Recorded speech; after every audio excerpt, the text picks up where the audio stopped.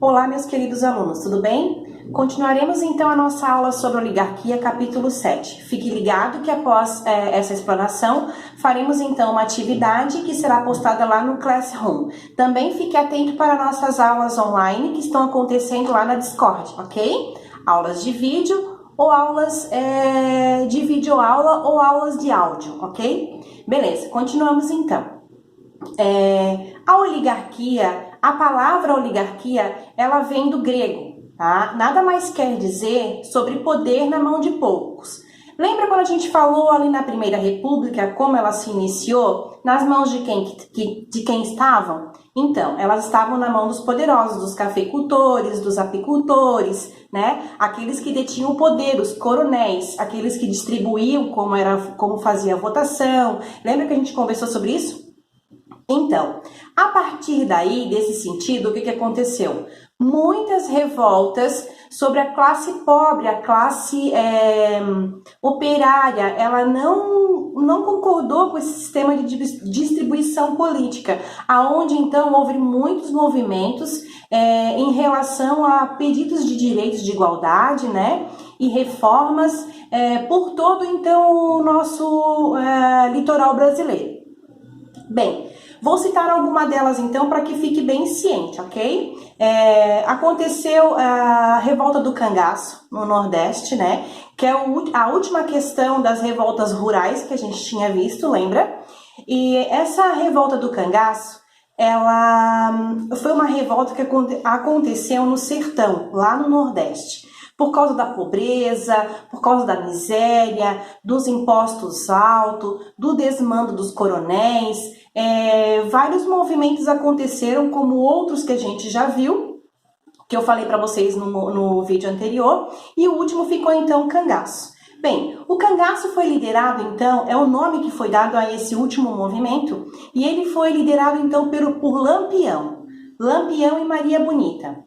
Eles lideraram esse bando e, segundo o nosso livro didático não comenta, mas o cangaço, essa revolta, esse sistema de revolta já existia.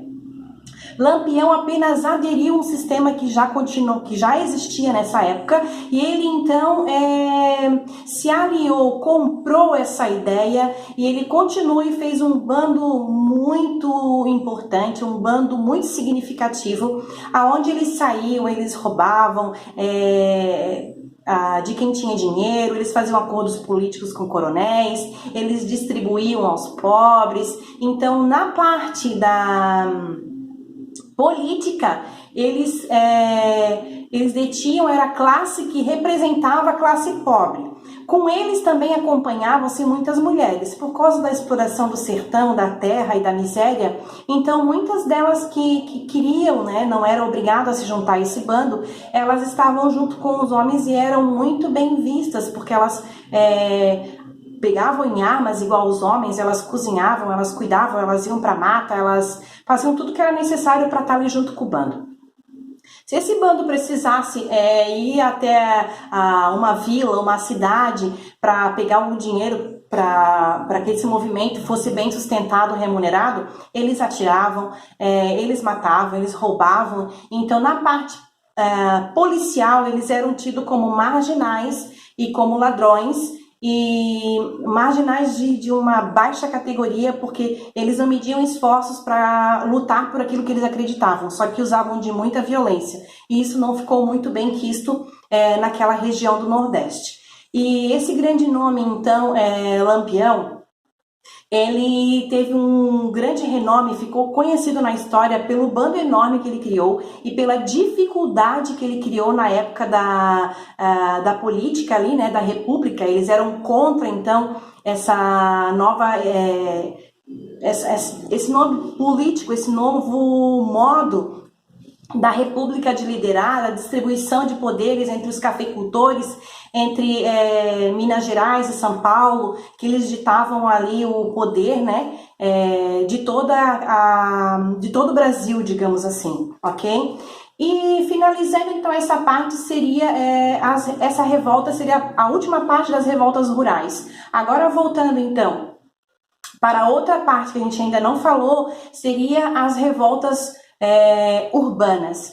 O que foram então essas revoltas urbanas? Foi a revolta da vacina, foi a grande crise que aconteceu em 1917, a grande greve geral, né, 1917. Também existiu a outra guerra também que a gente pode mencionar, que foi a revolta da vacina, foi a revolta da chibata, também foi uma revolta super importante que aconteceu naquela época, a gente não pode deixar de mencionar. Então seriam basicamente essas três, né, que a gente pode, dentre outras, as mais importantes. É claro que houve pequenos conflitos, mas o mais mencionado então seria esses. Bem, começamos então pela revolta da vacina. A revolta da vacina aconteceu desse modo. No Rio de Janeiro houve um aumento da população gigantesco, e essa distribuição então social, essa organização social, ela era muito numerosa e dificultosa de fazer, porque ainda não existia uma urbanização completa, não existia nesse meio um saneamento básico. Ainda era o começo da República, então houve então ali com o prefeito, né, nomeado para a cidade do Rio de Janeiro, ele quis organizar esse sistema, né, urbanizar e, bem, por causa dessas pandemias que existiam ali, interessante, né, pandemia é o que a gente está vivendo hoje. Mas assim, gente, houve com essa falta de saneamento, muitas doenças contagiosas, a febre amarela, que o nosso livro não fala. Também teve lá na época medieval, aconteceu a peste bubônica, né?